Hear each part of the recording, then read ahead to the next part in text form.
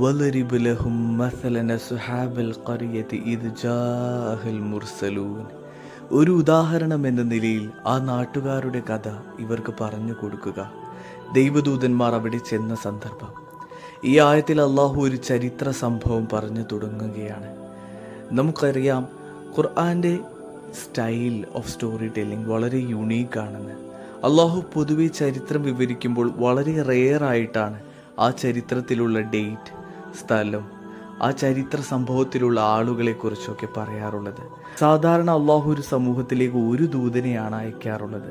എന്നാൽ അള്ളാഹു പറയുന്നു, ഇത് അർസൽനാ ഇലൈഹിം ഇത്നൈനി ഫകദ്ദബൂഹുമാ ഫഅസ്സസ്നാ ബിസാലിസിൻ ഫഖാലൂ ഇന്നാ ഇലൈക്കും മുർസലൂൻ. നാം അവരുടെ അടുത്തേക്ക് 2 ദൈവദൂതന്മാരെ അയച്ചു. അപ്പോൾ അവരിരുവരെയും ആ ജനം തള്ളി പറഞ്ഞു. പിന്നെ നാം 3-മതൊരാളെ അയച്ച് അവർക്ക് പിൻബലമേകി.